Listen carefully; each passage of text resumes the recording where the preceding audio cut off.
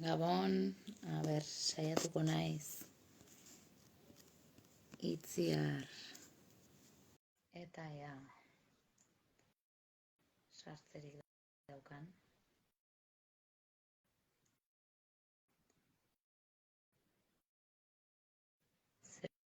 Saiatu gara bere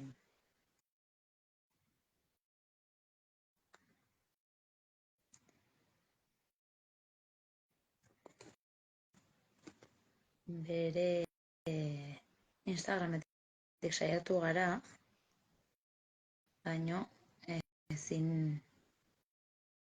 izan dugu. Eta orain ez dut ikusten itziar hemendik dagoen.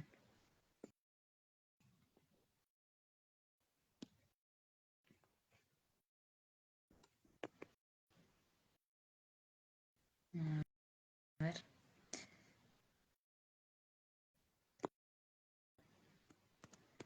Esaten den bezala los fallos del directo. Gaurkoan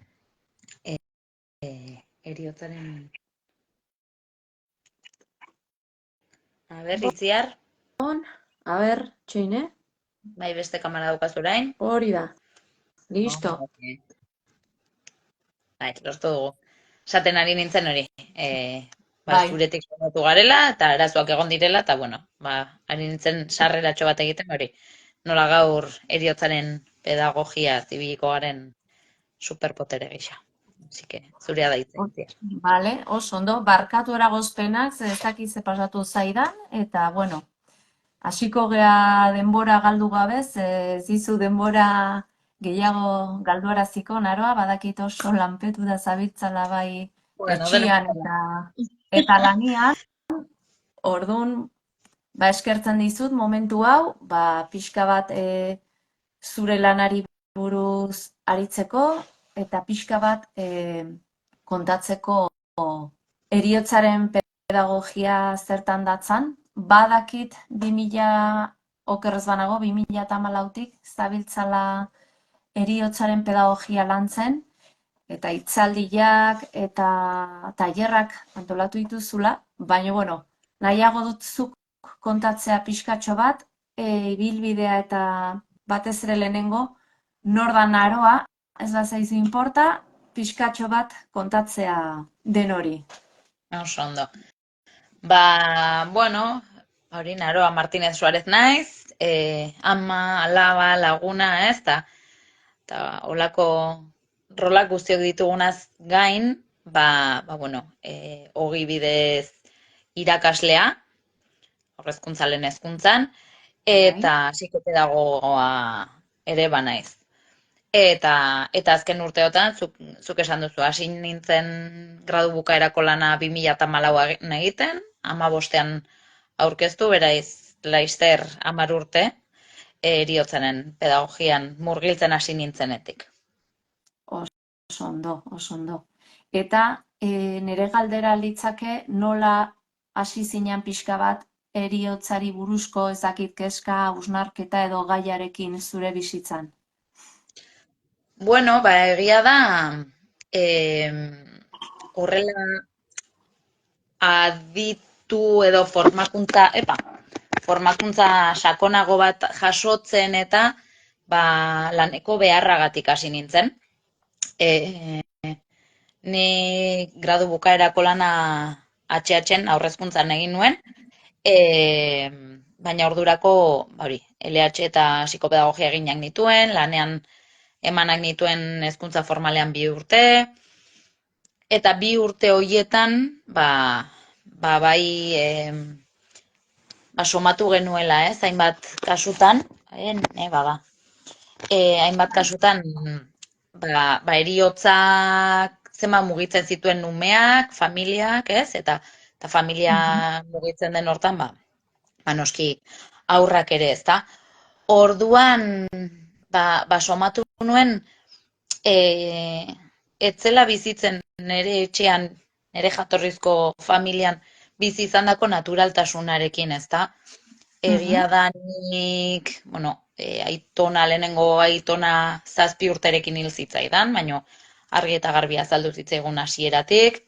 Eta gerora egia da, pues bueno, lagunen gurasoak, aitona monak hil izan zitzaizkidala, Bai, baina gero 17 urteak arte ez zitzaidan nola lagun bat, gertuko bat hil, ez? Eta hor, urtetxo batzuk gogorrak eduki genituen heriotzen kontura, bai, eta gaixotasun larriekin tarteko, eta, bueno, egia da, nik bizipenak banituela nerabezaroan, ez, edo helduaro goiztiar hortan, eta nire etxean naturaltasunez aritu izan gara hortaz esaten izun bezala, ez, eta lanera joan, eta heriotzak noski badaudela argi ikusi, baino ez zegoela naturaltasun hori, orduan behar horretatik, esan nuen, zergatik nik nolabait, bueno, denoi egiten zaigu gogorra senide, lagun edo ez, gertuko baten heriotza, baino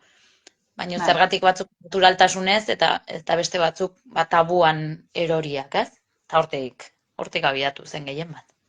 Oso ondo, bai, behar handia dago ere, nire ustez, heriotza naturaltasunakin hitz egiteko eta ez da erresa, badakigu, baina, bueno, egin daitekeela ni ere ados nago, eta espero dut hala izatea, ez? Gero eta horrelako lana eta pertsonak egonda laguntzen du. Eta, bueno, jakin nahiko nuke eremu honetan zein izan da naroa zure ibilbidea, zertan Ba, formatitzea edo nola izan den. bai, basaten nizun ez da, nik aurrezkuntza ikasi nuen nire ikasketa gauzatu ondoren lanean egon eta langabezian gelditu izanagatik, ez dakidalako geldi egoten, eta ordan esan nuen, beste zeo zer ez da. Eta berriro aurrezkuntza ikasten hasi, eta egituan lanerako deitu ninduten berriro orduan. Bai. Ja graduen garaia zen, Boloñako legediarekin eta gradu bukaerarako lana egin bartzen, eta nahi nuen, hori, nire errealitate horri erantzungo zion zerbait egitea, ez? Eta orduan, bueno, gradu bukaerako lan handiarekin, ez lana bera baizik eta ez, nik sekulako lan egin nuelako, baina bai lana izan zen zuzendaria, ez? Tutore bat topatzea magisteritza eskolan, eta ze psikologia departamentukoek edo mintegikoek ez zuten hartu nahi, gaia arrotza egiten zitzaielako. Orduan, bueno, azkenean Xabi Arnalen bitartez, berak tesia bazuen idatzia urtetxo batzuk lehenago, 2008an okerrez baldin banago, egin zuen tesia heriotzaren trataera aur album ilustratuan, eta bera animatu zen, gustora hartuko zuela, eta hortik sortu zen, ezta? Gero, gaur egun emekin dagoen Alazne Apalantzaren bitartez, orduan meitai maitie zeukaten, bueno, Gloriak eta zubilana egin zuen eta hitzaldiak proposatu zizkiaten, hasi nintzen hitzaldietatik, ikastetxeetan ere, azkenean zera heriotzaren frikia, ez? Eta zuregan hurbiltzen dira azkenean hildako bat dagoenean. Orduan, heriotzaren pedagogia ez da hori zehazki, baizik eta aurretik lantzearena, jorratzearena, aritzearena. Eta orduan, nire utxuna somatu nuen, eta IPIR institutuan formatu nintzen urtebetez Bartzelonan. Berez doluaren terapia egiteko da, baina nik argi nuen eskola eremura eraman nahi nuela. Orduan, bueno, lehenengo urtea egin nuen, eta gero ikastarotxoak egiten joan naiz, ez? Mar Kortinaren eskutik heriotzaren pedagogia ikasi nuen, berak eskaintzen zuen ikastaro sakon bat, bueno, pues, topatu izan dudan aukera non nian, ez? Ikasiko topaketak, presgara ikastaroak, udako ikastaroak, EHUkoak, pixkat denetik. Horri bilina ez, saltxeatzen eta jasotzen, ez, alik eta gehien. Eta gaur egun, suizidioaren prebentzioan muturra sartzen hasia. Beraz asko muitu zea eta formatu zea naroa. Hala ere nik nahiko nizuke galdera pertsonalago bat egin, ondo iruditzen bazaizu pixka bat galdetzia naroarentzako zer den heriotza. Heriotza niretzat bizitzaren parte bat, ez? Presente eduki behar duguna. Eta gaur egun garen bezalakoak behin bakarrik biziko duguna, ez? Hor Angel Martin, musikari humorista, ez dakit berak ere argi daukan orain zer den, ez da? Aipatzen du. Eta esaten du, berak sentitu zuela, lehenengo aldiz, bere brotean hil egingo zela, ez? Eta bere gorputzak ja bizi izan duela hiltzearen prozesu hori, baino besteok, osasuntsu baldin bagaude eta hiltzearen prozesua ez dugu ezagutzen, ez? Orduan, gorputzak behin biziko duen zerbait, baino aldi berean inguruan biziko duguna eta eragingo diguna, ez? Orduan, bizitza gure gaur egungo errealitatearen amaiera bezala ikusten dut, baino aldi berean bizitzaren edozein momentutan agertzen den zerbait, ez da? Orduan, egia da, zerbait ez ezaguna, bortitza, gogorra egiten dela gelditzen denarentzat, bereziki, ze, bestela, ez dakigu ze puntutaraino, baino aurre egin beharrekoa.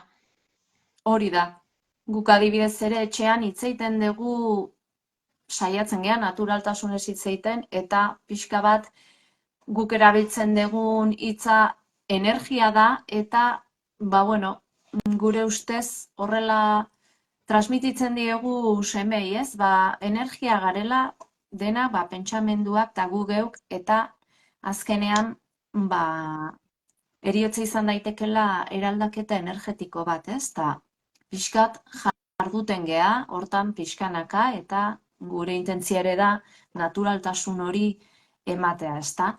Eta horre nahi gauza interesgarri bat iruditu zait zure lanean ebai, hezkuntzan txertatzea posible da heriotza aurrekin lantzea eskoletan?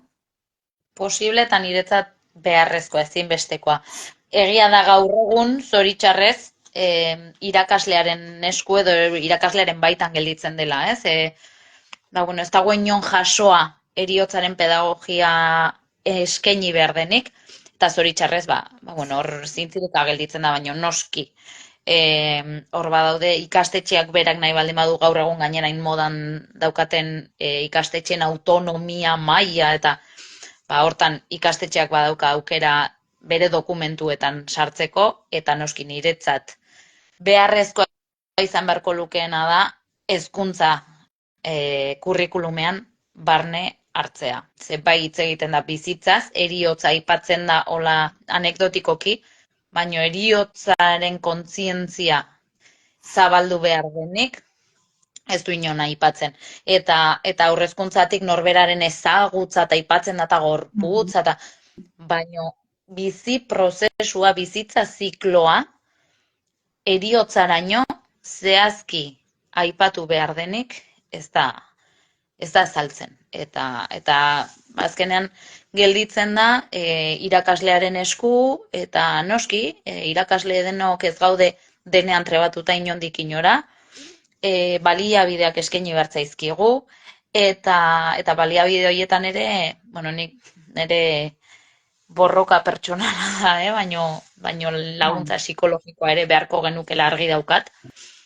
Eta dolu asko eukitzen ditugu gure motxiletan, konturatu gabe ere askotan, ze dolua ez da bakarrik heriotzatik etortzen, eta gaur egungo gizarteak ez du beste doluak nolabait aldenduak ditu edo eta irakasleok zaintzetik eta kurrikulumean barne hartzetik nik uste aukera bikaina dagoela heriotzaren pedagogia eta doluaren pedagogia noski barne hartzeko bai.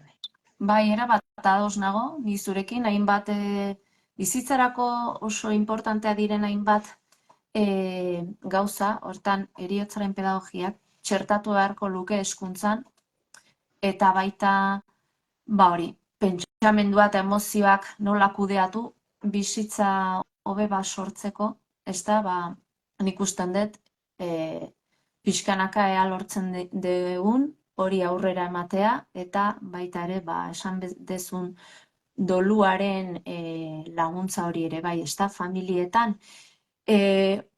Horra helduta, Naroa, zer esango zenieke doluan dauden familia hoiei? Zein izango litzake pixka bat zure esperientzian arabera, doluari buruz familiei helaraziko zenien mezua?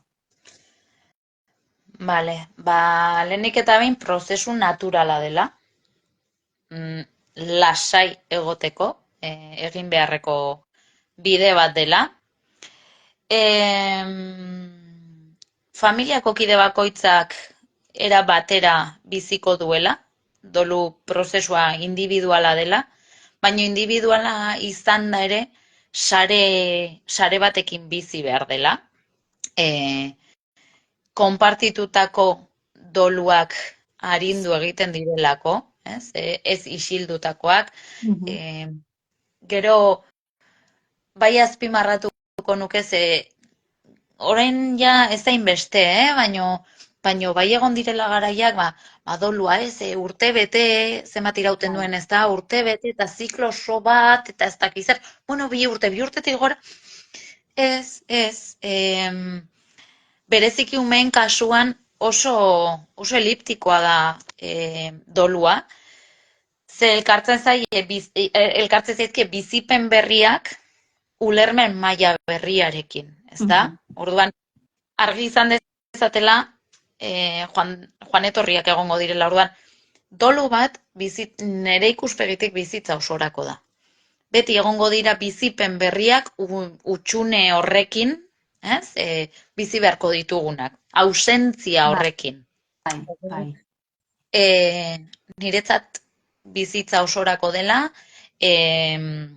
umeek eliptikoki prozesatzen dutela edo egiten dutela, naturala dela, bakoitzak bererara egingo duela, baino oso garrantzitsua dela elkar konpartitzea eta errespetatzea, eta ikusiko balu norbaitek inguruko haurren bat edo norberak laguntza behar duela, lotxarik, beldurrik ez izateko eta espezialisten gana jotzeko ere. Bai, ados, Naroa. Beraz, aurrekin heriotzari buruz hitz egiteko aholkuren bat baduzu, edo badakit prozesu pertsonala dela, ezta, eta famili bakoitzarena, baino zure esperientzian arabera aurrekin nola hitz egin dezakegu heriotzari buruz? Aholkua ematea ez dakit, igual oso ausarta da, baino bai adituek aipatzen dutena, ezta? Heriotzaz hitz egin dezagun, heriotza esanguratsu bat eman baino lehen. Aurretiaz hitz egin dezagun. Biok irakaslea gara eta horrere lantzean ekidingo nuke. Niri heriotza lantzea ez edo gustatzen, baizik eta hitz egitea, hortaz jardutea, eta ze irakatsi landu, nik uste asko ikasi behar dugula guk umeengandik, eta ez zain beste alderantziz.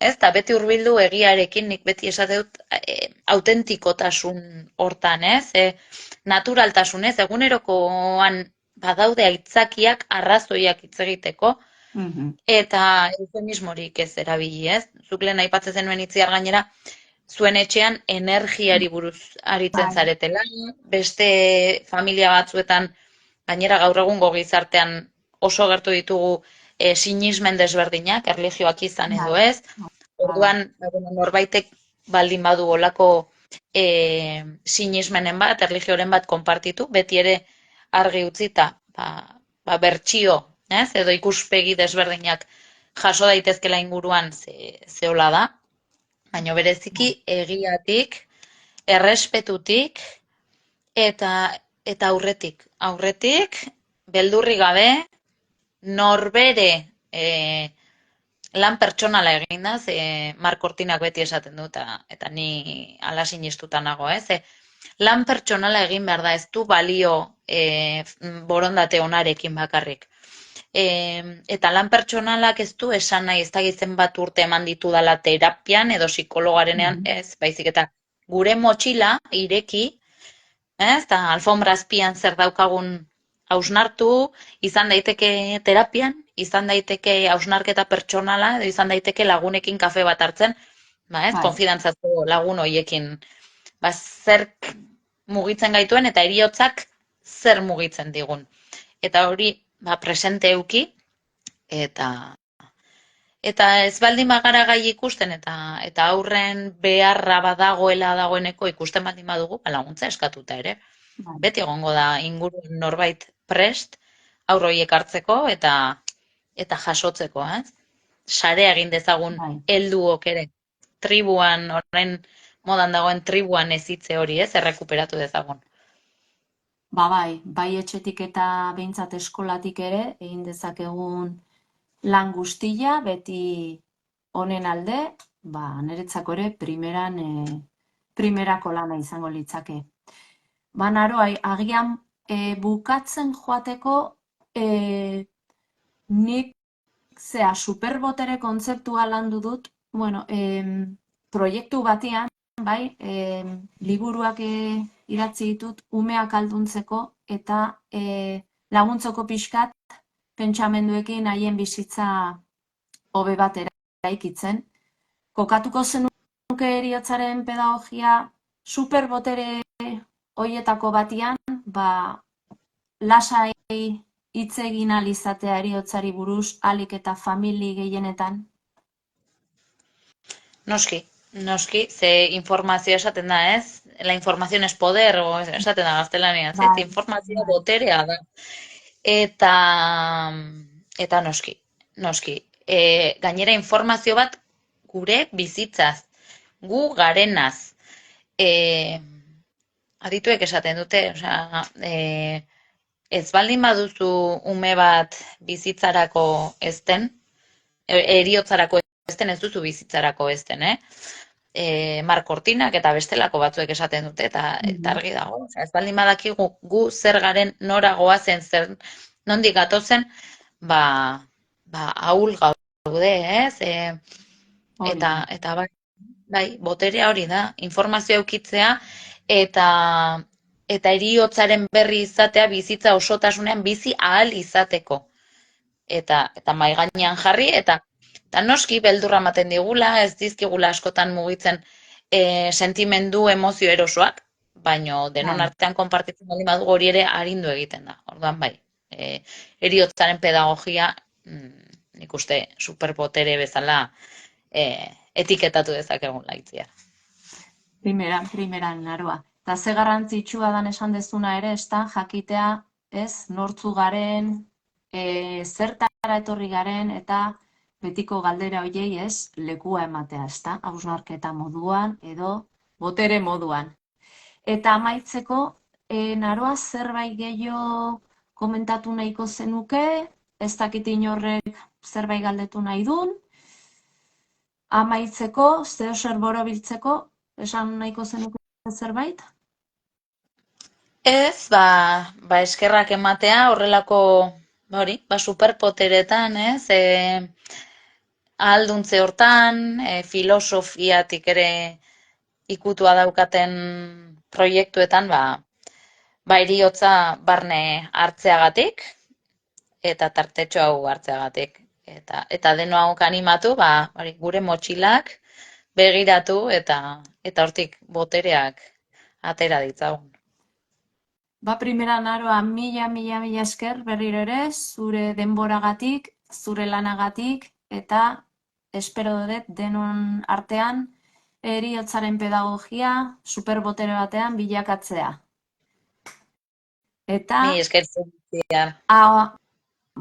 Agurtu denoi, eskerrik asko, hemen entzule moduan edo zabiltzatenak, eta Naroa jarraitu horrela, eta mila esker zure lanagatik. Elkartuko Zure gea. guztia. Bai, Aio, bai, ondo aio. segi, Esker, agur agur. edarte.